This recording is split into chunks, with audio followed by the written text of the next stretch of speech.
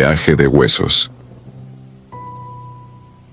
Me llamo Manuel Castro y desde hace 12 años manejo tráiler por las autopistas de México. Aquella noche salí de la planta embotelladora de Orizaba con 40 toneladas de refresco rumbo a Villahermosa. Debía llegar antes de que el andén abriera. Era noviembre de 2019. Un frente frío azotaba las cumbres de Maltrata y casi todos mis colegas aplazaron la salida. Yo no. Siempre presumí de vencer la carretera con café, música norteña y terquedad. A los pocos kilómetros comenzó la ventisca. Decidí cargar combustible en una Pemex solitaria, un islote de luz entre cerros negros.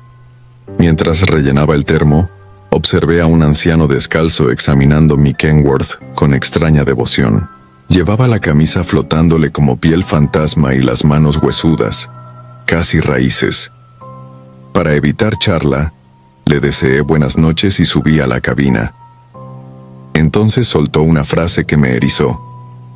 El camino cobra lo que es suyo, patrón. Usted va atrasado. Creí que bromeaba con mi horario y respondí algo impaciente, pero al arrancar descubrí por el espejo que ya no estaba, como si la noche se lo hubiera tragado. La ascensión a Maltrata es traicionera. Curvas cerradas, despeñaderos y neblina que engulle los faros. Para espantar el sueño encendí la radio de banda civil, sin éxito. Los canales estaban mudos. Un sopor espeso comenzó a hundirme los párpados. Abrí ventanas, canté desafinado, mordí granos de café. Inútil. Sentí el volante vibrar y comprendí que rodaba al filo del voladero. Giré con violencia, choqué contra un talud y el tráiler se detuvo en seco. El airbag no abrió. Mi frente golpeó el cristal. El sabor acero de la sangre llenó mi boca. Atemorizado busqué señal en el celular. 0 barras. Entonces escuché pasos sobre la grava. Una figura se recortó frente a la puerta del copiloto. El mismo anciano de la gasolinera, hecho de ceniza. Abrió la puerta de un tirón anómalo. La luz del tablero iluminó su rostro lívido. Los ojos eran pozos opacos. Sin mover los labios oí dentro de la cabeza: el boleto está pagado. Intenté soltarme. El hombro no respondió. Él posó 2 dedos en la hebilla y la tela se desintegró como papel quemado. Esperé el remate, mas su mano reposó sobre mi pecho. Un frío perforante me atravesó y vi escenas ajenas desfilar. Tráileres ardiendo, cuerpos sin nombre sobre asfalto, cruces oxidadas brillando bajo lunas que no recordaba. Nací en un pueblo cañero de Veracruz. Aprendí a manejar tractores antes de los 15. Mi padre murió en esta misma autopista, aplastado por un tráiler sin frenos en el puente de Metlac. Quizá por eso me juré ser mejor conductor. Ahora, repetía su ruta porque da de comer, aunque cada curva pareciera recordatorio. Mientras dejaba atrás la caseta de Esperanza, el viento colaba ráfagas heladas por los retenes de la puerta, avivando la memoria de aquella cruz con el nombre de mi viejo. La autopista a medianoche es una criatura viva. Faros distantes se vuelven ojos. Los pequeños altares al borde parecen dientes. Observé latas con veladoras, tablas con nombres deslavados, ositos de peluche consumidos por musgo. Recordé historias de compañeros que aseguran ver niños pidiendo aventón o monjas flotando sobre el carril de baja. Siempre me reí de esos cuentos hasta que la carretera me forzó a callar. Primero llegó el silencio del motor. Rugía normal, pero mis oídos se taparon de golpe como bajo agua. El velocímetro marcaba 80. Yo sentía que flotaba. Un olor dulzón, mezcla de tierra mojada y flores viejas, invadió la cabina sin origen. Y entonces un fulgor rasgó la niebla, una línea blanca que me dejó ciego un segundo. Al recuperar la vista, distinguí al anciano caminando paralelo a mis 22 ruedas, sus pies descalzos apenas tocando el asfalto a mi misma velocidad. Cerré los ojos, conté 3 y abrí. La silueta había desaparecido, pero la certeza de compañía se clavó en la nuca. Intenté razonar. Si me dormía, moría. Si seguía, tal vez la mente me jugaría otra trampa. Calculé el próximo paradero, pero jamás llegué. Una ráfaga lateral empujó la caja. El remolque serpenteó. El bramido de las pinzas de aire y el estallido de una llanta delantera me lanzaron a la cuneta. Desperté con la cabeza apoyada en la bocina, la pierna derecha atrapada bajo el tablero. Olía a diésel caliente y miedo. Cuando el anciano se acercó traía los brazos abiertos, pies cubiertos de polvo blanquecino. No era tierra sino cal, la misma con la que enterraron a mi padre. El detalle me heló. Su rostro mutó. La piel se pegó al hueso, hasta ser pura calavera con ojos incandescentes. Sin gritos ni violencia, apoyó su frente en el cristal roto y dejó que el vaho dibujara un círculo tachado, señal de camino cerrado. Aquello era invitación a descender a otro destino. Las imágenes que siguieron me quebraron. Vi a mi esposa llamando al seguro social antes de enterarse del choque. A mi hija despertando de una pesadilla con un tráiler sin conductor. El velorio de un hombre irreconocible donde alguno murmuraba mi nombre en pasado. Todo sucedía en un tiempo alterno, como si la muerte ensayara mi ausencia. El silencio se quebró con los estrobos de la Guardia Nacional. La calavera alzó el rostro, incómoda. En mi mente supliqué un respiro. Él apoyó la mano sobre mi esternón. El frío mudó en calor tibio, volvió la audición, y el olor dulzón se disipó. Luego caminó hacia la barra metálica y se fundió con la niebla, espuma evaporada. Paramédicos forzaron la puerta, me sacaron y me llevaron al hospital de Río Blanco. Sufrí conmoción, costillas fisuradas y raspones, nada que explique el escalofrío que aún siento. Nadie supo decir quién avisó del accidente. La llamada entró 20 minutos antes de que el GPS registrara pérdida de movimiento. Tampoco hubo rastro en la gasolinera. Cámaras fuera de servicio, ningún anciano visto. Regresé a la ruta 3 meses después. Cada vez que cruzo el kilómetro 237, bajo a segunda. Y rezo, aunque dejé de creer hace años. A veces la niebla dibuja una camisa blanca en la cuneta y me sudan las manos. Entonces recuerdo su advertencia. La carretera siempre cobra, y los cobradores no usan uniforme ni garita. Conduzco con el termo lleno, pero ya no presumo de vencer nada. Sé que, alguna noche, futura, la cuenta alcanzará su saldo y el peaje de huesos será inevitable. La cuesta de Maltrata. Me llamo Adrián Olmos y llevo 12 años girando el volante de un tráiler doble remolque para una embotelladora del sureste. Conozco de memoria la autopista 150D, esa que trepa entre Puebla y Veracruz, pero nunca olvidaré lo que viví la madrugada del 15 de noviembre de 2017, subiendo la temida cuesta de Maltrata. Eran las 23:48 cuando dejé atrás Orizaba con 40 toneladas de refrescos.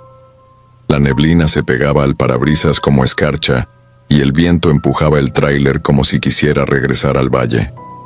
Aún así, el tiempo me apremiaba. Debía entregar antes de las 7 de la mañana en Tepeaca. En la tercera curva pronunciada noté destellos naranjas bailando entre la bruma. Reduje a segunda, pisé freno, y sentí como los tambores se quejaban. Los focos de emergencia provenían de un sedán volcado contra el muro de contención. Cristales, astillados, resplandecían sobre el carril lento. El instinto pudo más que el miedo. Me orillé, encendí intermitentes y agarré la linterna industrial que siempre cargo en la puerta. Caminé con cautela. El piso estaba húmedo y resbaloso. El coche yacía aplastado, techo contra asfalto, todavía humeante. A un costado, semisentado contra las rocas, había un muchacho con el overol rasgado y el rostro cubierto de sangre. Respiraba con dificultad, Sus ojos abiertos de par en par parecían no parpadear. Me arrodillé, le pasé la mano por el hombro para evitar que se desplomara y tanteé su pulso en el cuello. Lento, pero firme. Un olor fuerte a metal quemado y ozono envolvía el aire. Con voz temblorosa le dije: «Te llevo a la caseta, ahí hay paramédicos». No obtuve respuesta. Apenas exhaló un siseo que interpreté como un intento de asentir. Con esfuerzo, lo cargué hasta la cabina y lo aseguré en el asiento del copiloto con el cinturón. Sus dedos estaban fríos como hielo, pero sus uñas parecían recién manchadas de tierra húmeda. Giré la llave, solté freno de aire y retomé la subida. Los primeros 2 kilómetros fueron silencio puro. El motor rugía, la caja vibraba contra mis talones y mi respiración marcaba el compás. De pronto, el interior del camión se volvió helado, como si alguien hubiera abierto las compuertas del invierno. El indicador digital bajó de 18 a 5 grados en segundos. Ajusté calefacción, pero el ventilador solo arrojó aire gélido. En el rabillo del ojo vi al pasajero tensar la espalda y clavar la mirada en el parabrisas, con los labios entreabiertos. Sentí un latido hueco en el pecho. Algo no cuadraba. Rompí el mutismo con la única pregunta que se me ocurrió. «¿Cómo te llamas?». El muchacho giró levemente la cabeza y en un murmullo casi inaudible pronunció: «A casa». Nada más. La radio se licuó en estática. Parpadeó el tablero, las agujas mareadas. El voltímetro cayó a 0 y regresó. Instinto de viejo, trailero. Busqué el arcén para no quedarme sin corriente en plena pendiente. Cuando reduje la velocidad, un golpe seco en la caja resonó como martillazo. Revisé espejos. Ningún rebase, ningún derrape. Seguí unos metros y volví a sentir el impacto. Esta vez debajo de mis pies, como si algo golpeara desde el piso de la cabina. Mi piel se erizó hasta el cuero cabelludo. Apreté el volante y traté de pensar que era un fallo de transmisión. Kilómetro 236. Bastaban 10 más para llegar al área de servicio de balastrera, pero el tráiler se ahogó con una tos mecánica y las luces delanteras se apagaron a la vez, tragadas por una oscuridad demasiado densa para la hora. Detuve la mole en la orilla, entre tráileres dormidos que parecían esqueletos de hierro. El único resplandor provenía de la luna, pálida detrás de nubes bajas. Giré para avisar al herido, y el asiento estaba vacío. El cinturón colgaba suelto como si nunca hubiera sujetado a nadie. Me quedé parado, incapaz de parpadear, mientras el hielo me subía desde los talones hasta la nuca. Tragué saliva y enfoqué la linterna por toda la cabina. Nada. Entonces, un golpeteo sordo vino de la litera detrás de la cortina cerrada. El corazón me martilló el pecho. Luché contra el impulso de huir y tiré suavemente de la tela. Vi la silueta del joven sentado en el borde de la cama, con la cabeza inclinada. Su respiración silbaba, aunque sus costillas no se expandían. Repentinamente el camión se inclinó hacia la izquierda, como si algo pesadísimo se hubiera trepado al chasis. Aferré la manija, cerré la cortina de golpe y encendí el motor de nuevo, rezando porque la batería respondiera. Por una fracción de segundo todo volvió a la normalidad. Luces, ventilador, radio. Pisé acelerador hasta el fondo, y los turbos aullaron en la pendiente. Mientras avanzaba, la neblina se espesó como leche derramada. Los faros apenas penetraban 3 metros y las líneas amarillas se esfumaban. Sentí la vibración de las ruedas al rozar la estacha y corregí. De pronto, esa respiración agónica retumbó justo detrás de mi oído y un aliento helado empañó el cristal lateral. Giré la vista y vi el reflejo de un rostro hundido, pálido, con la boca entreabierta, como gritando sin sonido. Parpadeé y no estaba. El espejo retrovisor interior mostró entonces algo aún peor. Mi propia silueta, sentada atrás, con los mismos ojos muy abiertos. Frené instintivamente. Las llantas chirriaron y el doble remolque serpenteó, pero la inercia me devolvió al carril. No sé cuántos minutos aguanté con los nudillos blancos, pero la neblina se levantó de súbito como telón arrancado. Frente a mí apareció la caseta de cobro, iluminada con halógenos anaranjados. Pité y me detuve en el carril de inspección. 2 paramédicos de caminos y puentes se acercaron intrigados al verme agitado, pálido. Bajé tambaleante, les conté a medias lo que había sucedido y pedí que revisaran al herido. Subieron con sus linternas, buscaron bajo la litera, revisaron la cabina. No hallaron a nadie, ni rastro de sangre. Me miraron con desconfianza, quizá pensando en delirios por fatiga. Uno de ellos quiso mostrarme algo. El asiento del copiloto estaba tieso, todavía húmedo por la neblina, pero sobre la tapicería había una huella negra de tierra arcillosa, perfectamente marcada. Mientras intentaba explicarme, un policía federal se unió al grupo. Al oír mi versión, frunció el ceño y pidió detalles del accidente. Le señalé el kilómetro aproximado. El oficial chasqueó la lengua. Hace 6 años ocurrió ahí mismo una volcadura. Un chavo quedó prensado y murió esperando ambulancia. Desde entonces varios conductores dicen haberlo levantado. El paramédico asintió. Confirmó que él mismo había escuchado la historia de otros choferes, aunque nadie había presentado pruebas. Sentí que las piernas me flaqueaban. Pedí un café y un teléfono para reportar la demora. Necesitaba algo que me anclara a la realidad. Recargado en el mostrador, sorbí el café aguado mientras trataba de ordenar mis pensamientos. Me revisé los brazos. Tenía manchas cafés, tierra húmeda, idéntica a la marca del asiento. El paramédico regresó con un dato más inquietante. Habían verificado su bitácora y aquel tramo llevaba 2 semanas cerrado por obras nocturnas. Sin embargo, yo lo atravesé sin encontrar ninguna barrera. Cuando la adrenalina bajó, un temblor involuntario se apoderó de mis manos. Firmé el parte, subí de nuevo y conduje hasta la bodega con las ventanillas abiertas, necesitando sentir el aire real, oler diésel y asfalto, todo menos aquel aliento frío que impregnaba la cabina. Desde esa noche duermo con la radio encendida, como si la música ahuyentara el silencio helado de la cuesta. Algunas veces, al pasar por esa zona ya de día, creo ver un sedán gris destrozado escondido entre los pinos. Parpadeo y desaparece. Cambié de unidad, cambié de ruta, pero al poner la mano sobre el portavasos todavía siento el peso gélido de aquella que apretó mi muñeca, pidiendo llegar a casa. Y cada noviembre, sin falta, despierto a la 1:12 a.m., la hora en que revisé el reloj aquella madrugada, con los oídos llenos de estática y la impresión de que alguien respira en la oscuridad, justo detrás de mí.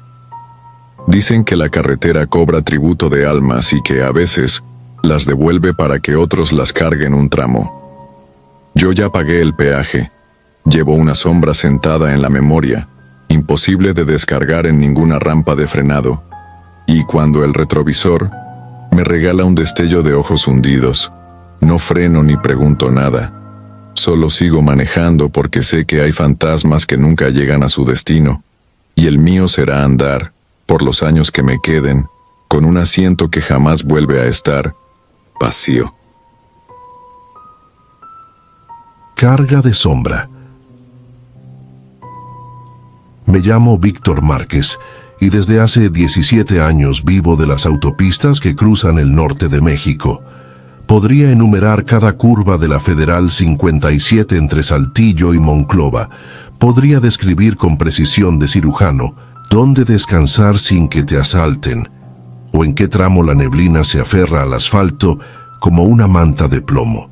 Pero nada me preparó para la noche del 3 de marzo de 2017, cuando acepté un flete que aún hoy me cuesta narrar sin que la voz se quiebre.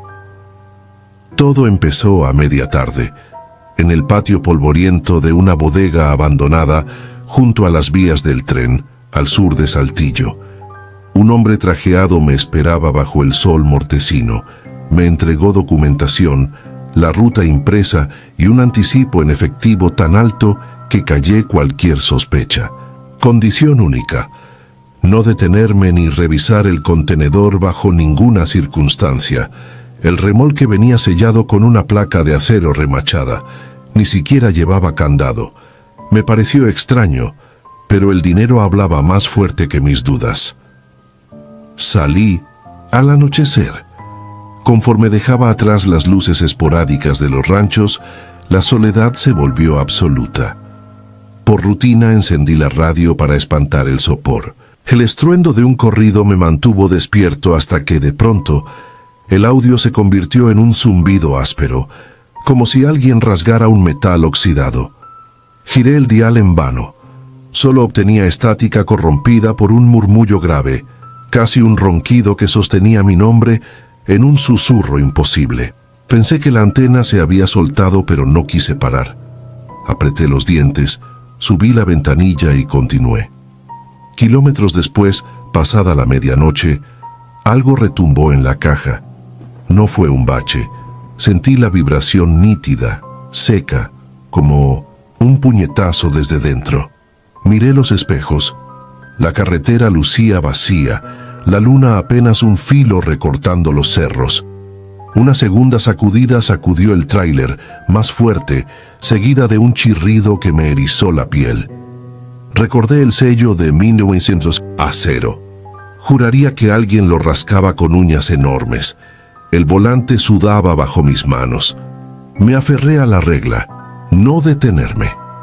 La temperatura empezó a caer de forma antinatural. Dentro de la cabina se dibujaban volutas de vaho, pese a que afuera el termómetro marcaba 15 grados. El aire adquirió un olor rancio, mezcla de tierra, mojada y carne podrida, el hedor que uno asocia con sótanos olvidados. Entonces lo vi. Primero fue un temblor en el parabrisas, como agua vibrando ante un parlante. Luego, una silueta se condensó en el asiento del copiloto. Una masa oscura sin rostro, cuyos contornos parecían absorber la escasa luz del tablero. No emitía sonido, pero su presencia pesaba como una tonelada. Sentí la garganta petrificada, el corazón desbocado contra el pecho. Instinto o locura, apreté el acelerador. El motor bramó, y las llantas arañaron la cinta asfáltica. La figura no desaparecía. Percibí 2 puntos brillantes donde debían estar los ojos, carbones encendidos hundidos en un abismo negro.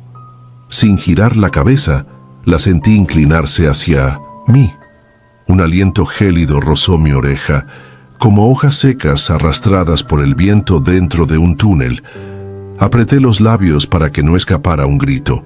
Recordé a mi madre y recité con la mente un Padre Nuestro atropellado.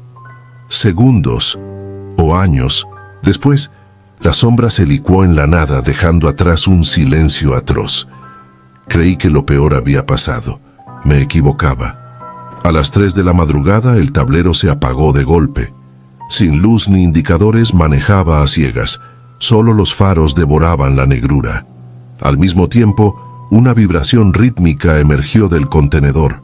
Golpes secos, 3 a la vez, como un puño señalando un compás. 3 golpes, pausa, otros 3. Cada serie retumbaba en mi estómago. Pensé en detenerme, romper el sello, arrojar lo que fuera a la cuneta y largarme. Pero la voz del contratista resonó en mi memoria. No te detengas.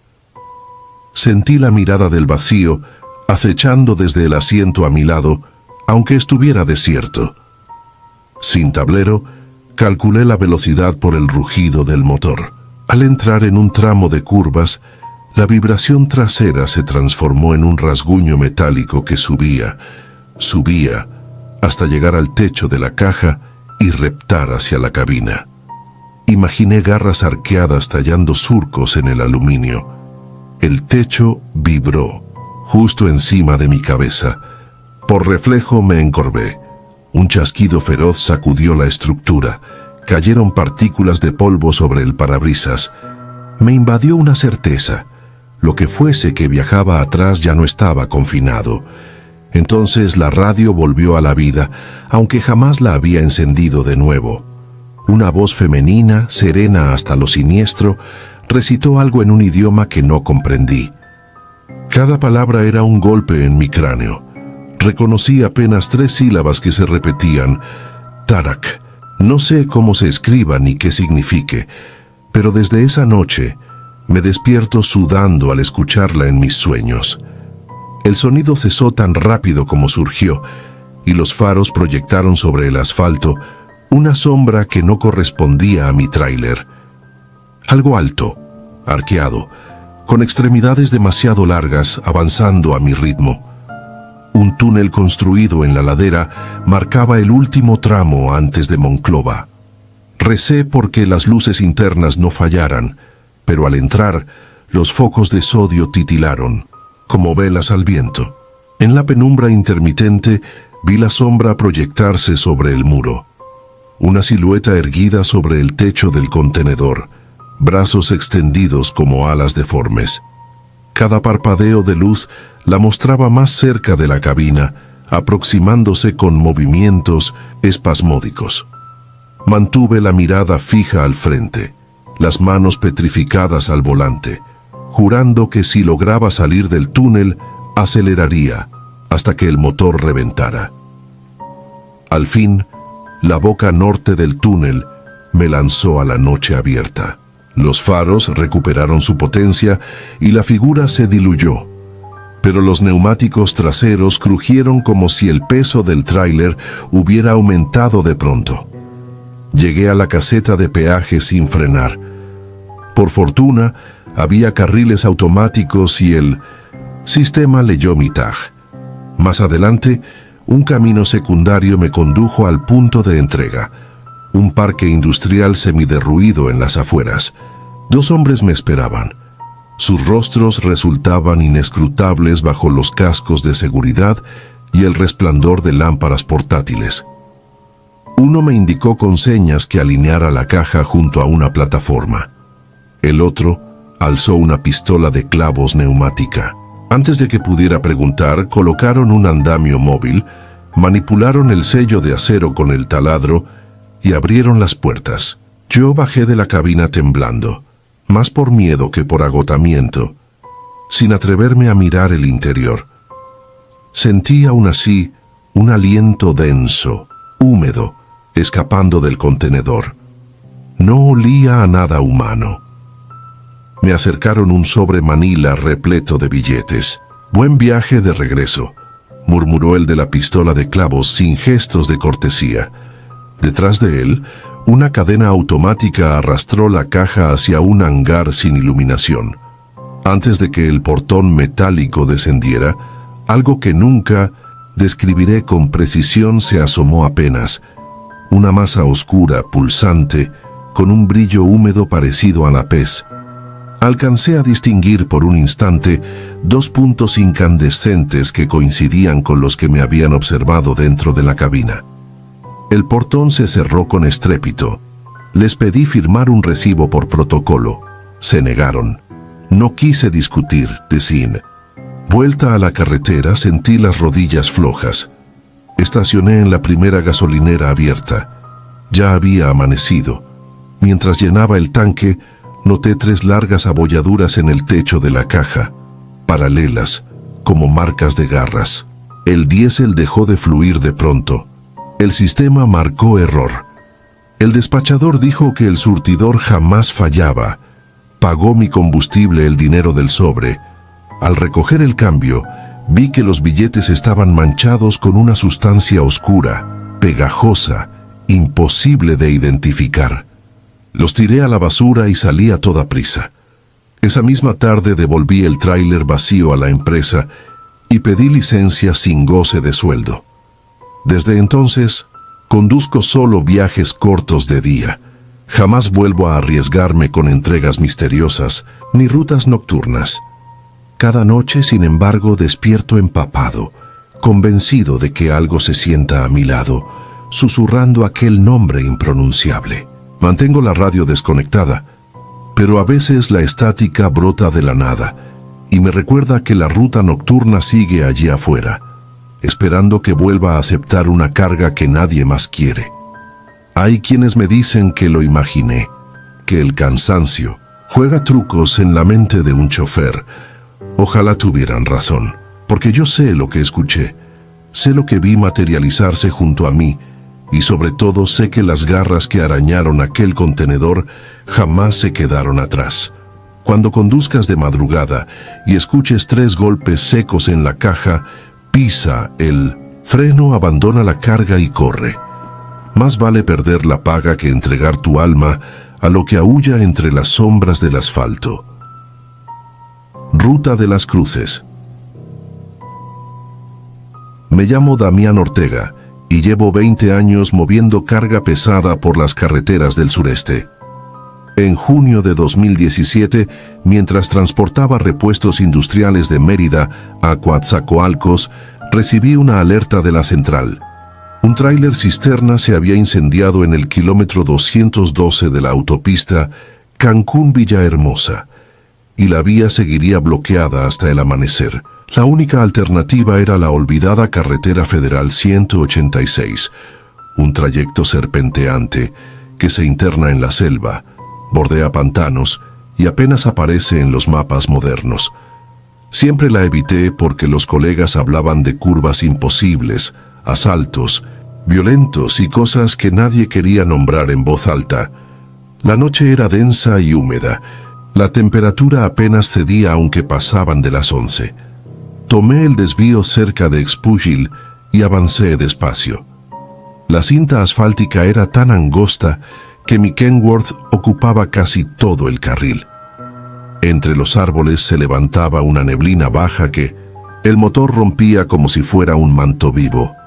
Ya había manejado rutas duras, pero aquella oscuridad tenía algo distinto, como si la selva misma quisiera tragarse las luces de mi tráiler.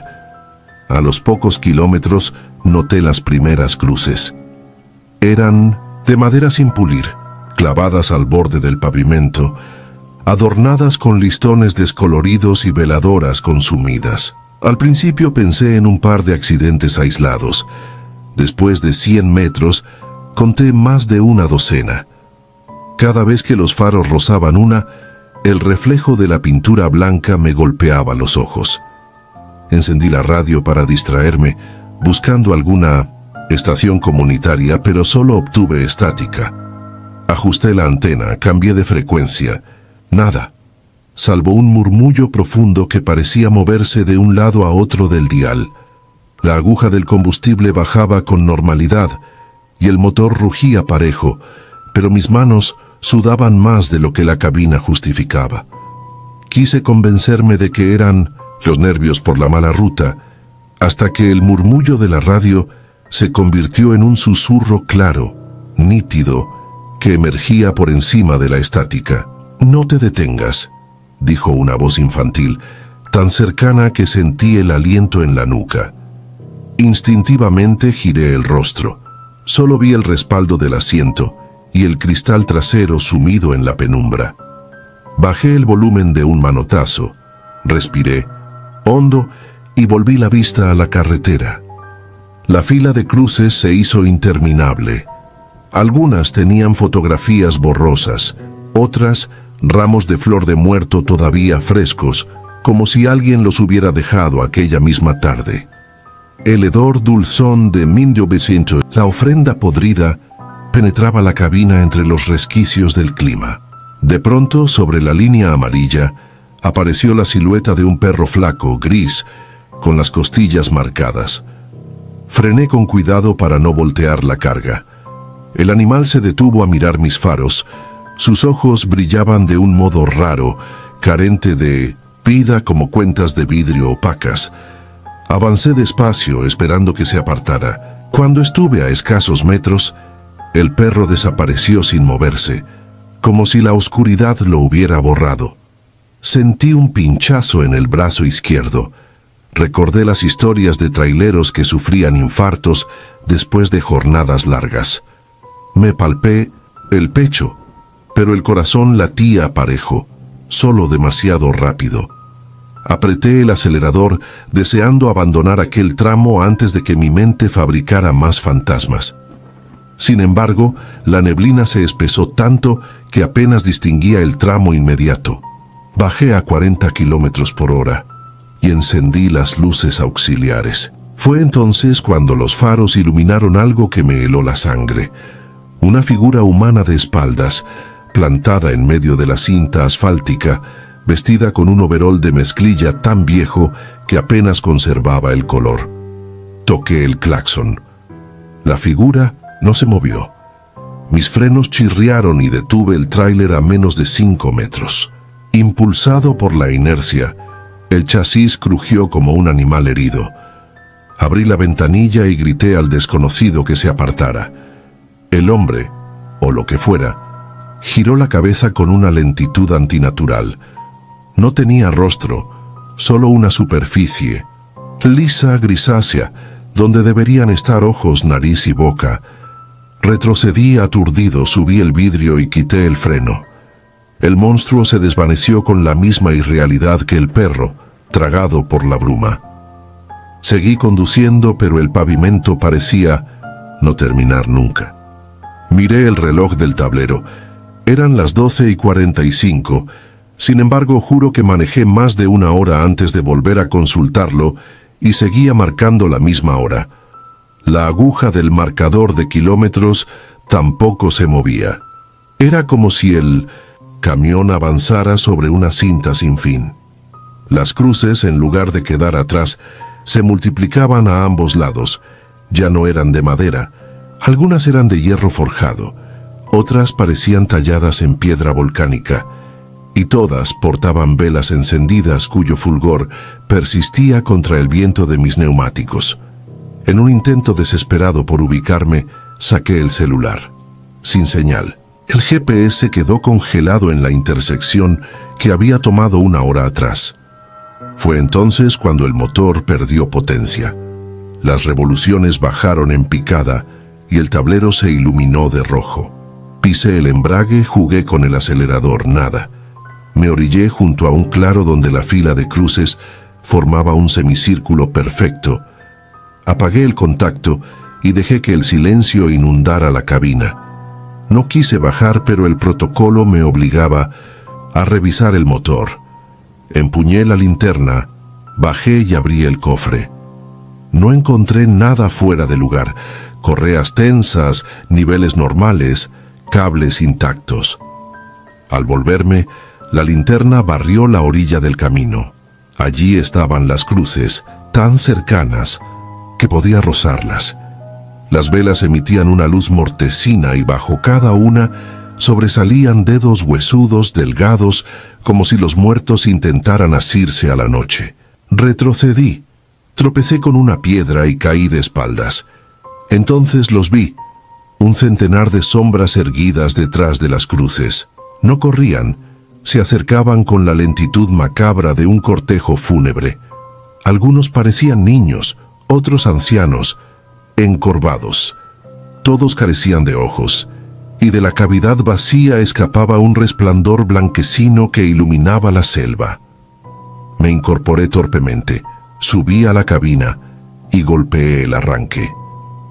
El motor tardó una eternidad, pero finalmente rugió.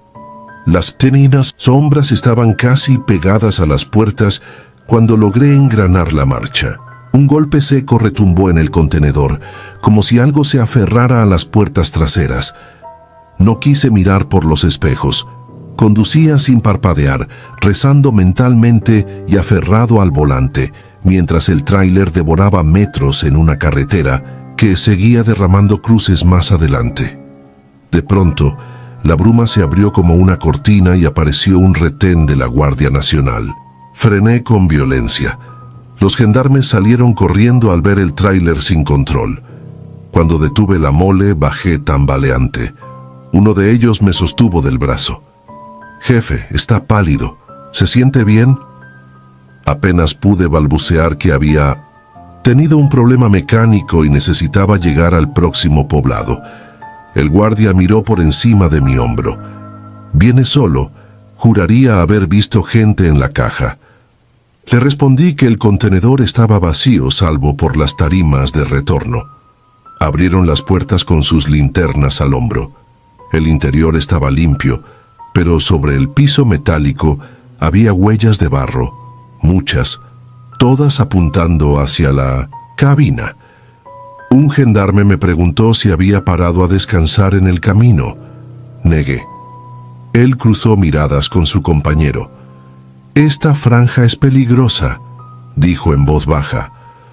«Hace décadas murieron decenas en una luz y algunos dicen que siguen pagando por aquí».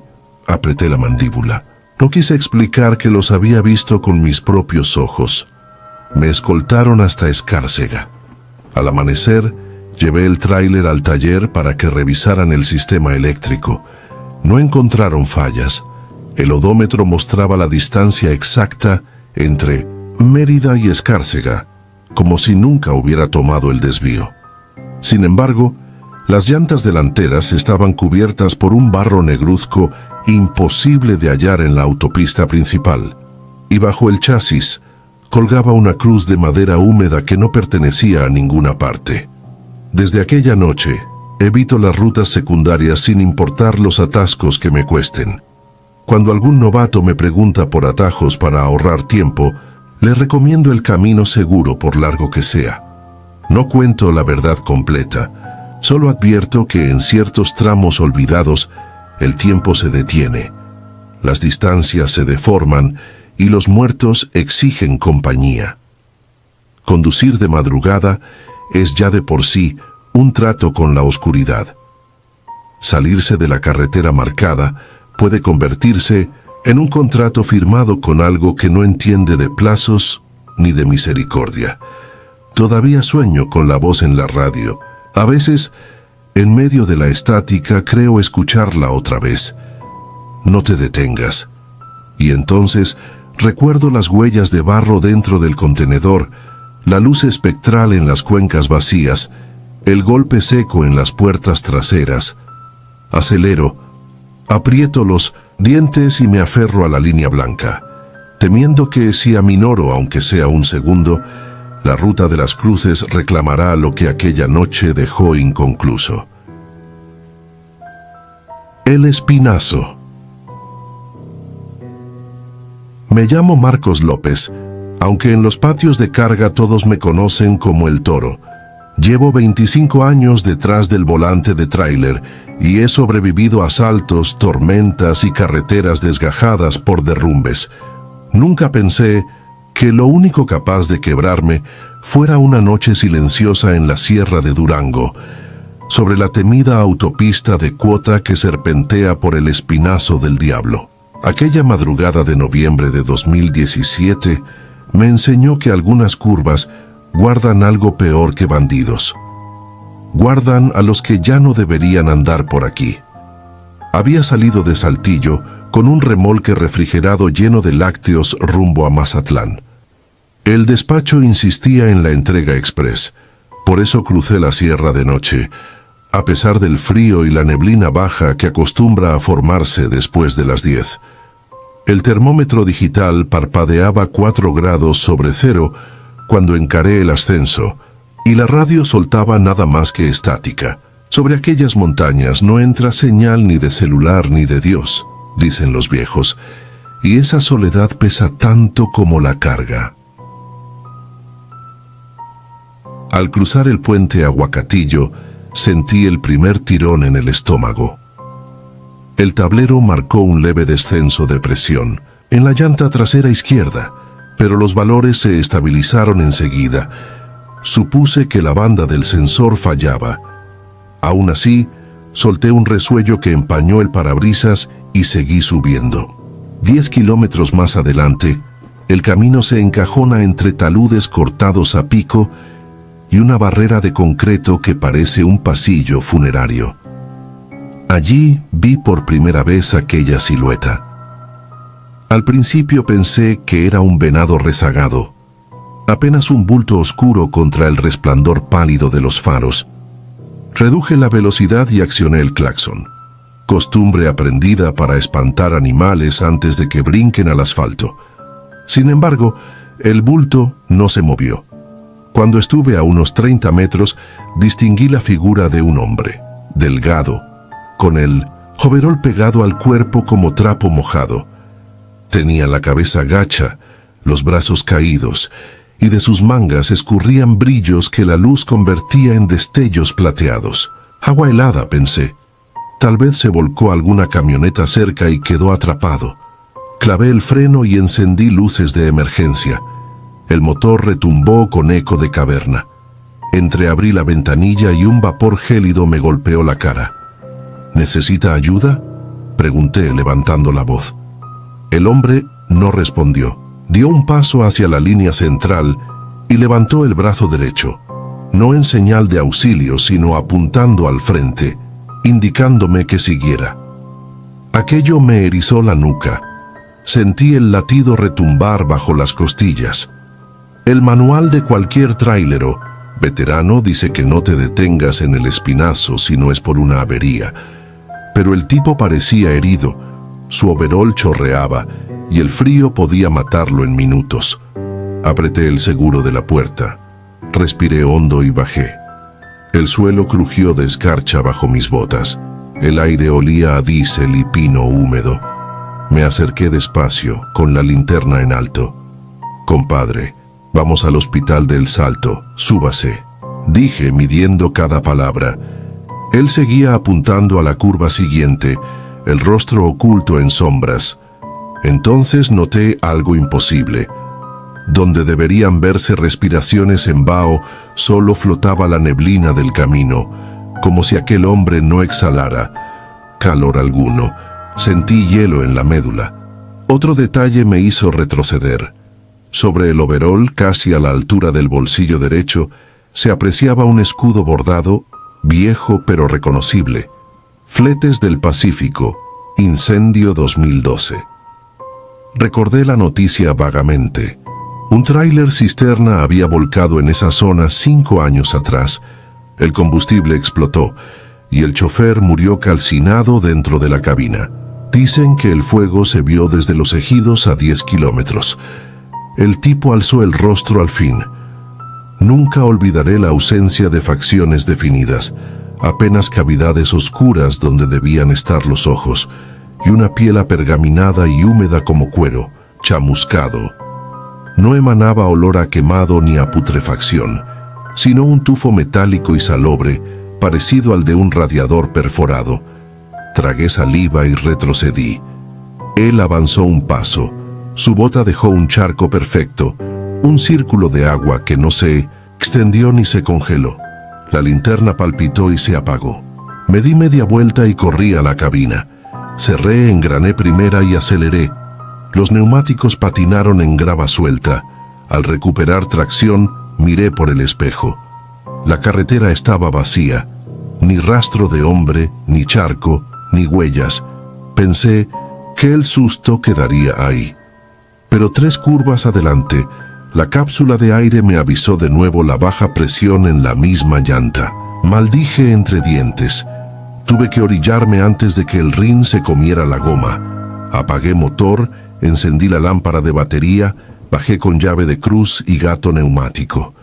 El silencio era tan espeso que cada respiración retumbaba contra los paredones. La neblina pasaba en remolinos densos. Tras el tráiler, la oscuridad empezaba a comerse las luces de posición. Revisé la llanta. Estaba intacta, ni clavo ni desgarro. Cuando me enderecé, escuché un chirrido, como bisagras viejas dentro de la caja. Por reflejo, abrí el cerrojo. La refrigeración gruñó y el vaho blanco brotó como aliento de bestia. Muñecos de plástico empaquetados, cajas de yogurt alineadas, todo normal. Apagué la lámpara para no desperdiciar batería y en ese segundo de penumbra me pareció ver al fondo una sombra erguida. Encendí de golpe. Nada. Solo estantes metálicos.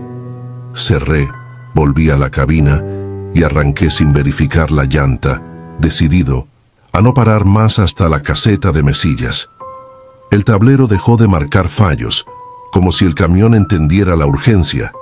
Sin embargo, el miedo empezaba a corroer la razón. Sentía la presencia de alguien detrás del asiento, un peso que hundía el colchón de la litera pese a que el retrovisor interior mostraba todo vacío. Al llegar a la cima del Puerto Ventanas, la neblina se hizo pared lechosa. Avanzaba a 30 por hora, faros al mínimo para no enceguecerme.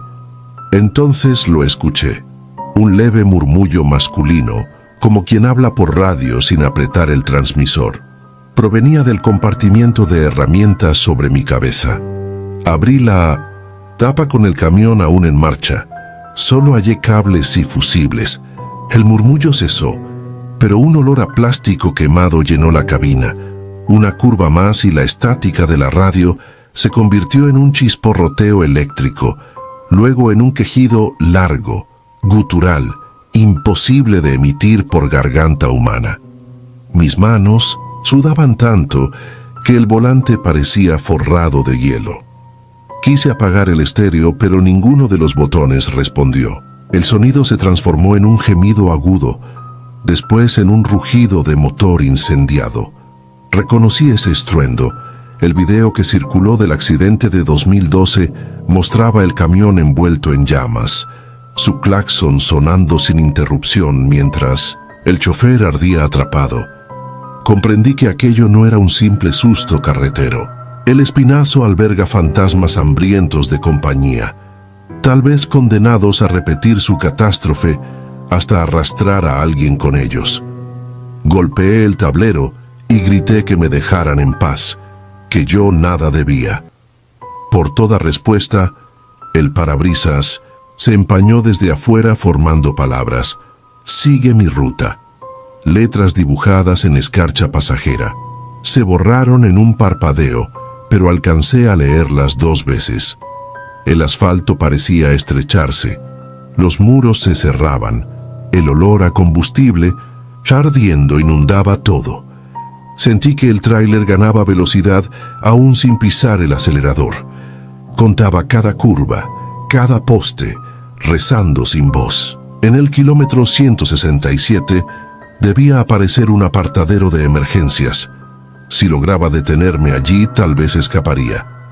Pero el panel marcó de golpe que la caja superaba 90 kilómetros por hora. Imposible en aquel ascenso. Una fuerza invisible empujaba. Fue entonces cuando la vi sentada en el asiento del copiloto. No era el hombre calcinado, sino una niña de unos 10 años, piel grisácea, cabello pegado como algas. Vestía un pijama infantil chamuscado. Sujetaba un peluche tostado que goteaba agua ennegrecida. No volteó a mirarme. Observaba fija la neblina.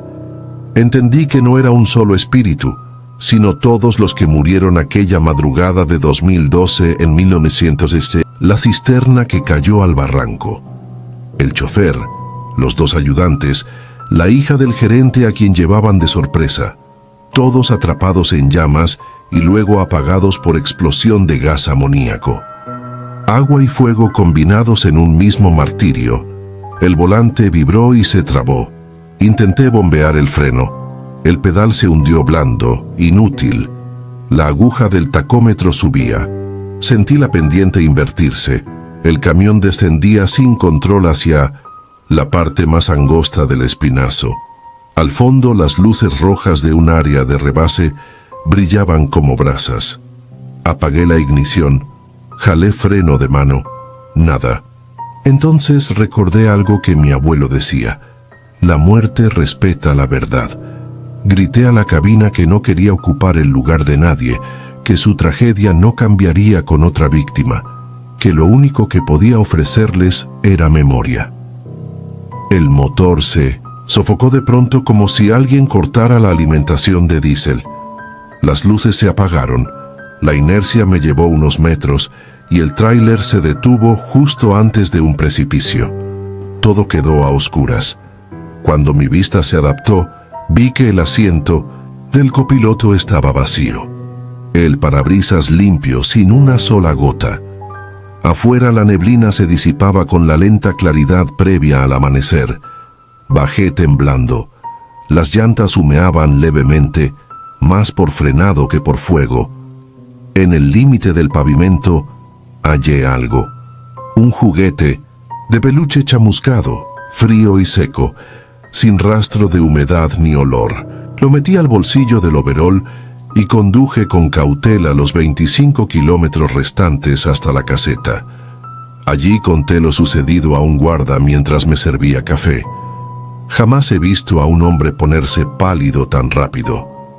Me dijo que, en los últimos años, varias patrullas reportaron llamadas de auxilio fantasmas en esa franja, pero que nadie antes había sobrevivido a un descenso sin frenos. Ese mismo día, entregué la carga y pedí cambio de ruta. Y nunca más crucé el espinazo del diablo. Si disfrutas de los relatos, te invitamos a apoyarnos con un like y un comentario, ya que eso nos ayuda muchísimo. Además, si aún no estás suscrito o suscrita, te animamos a formar parte de la comunidad del terror. Muchas gracias por escucharnos y por tu apoyo.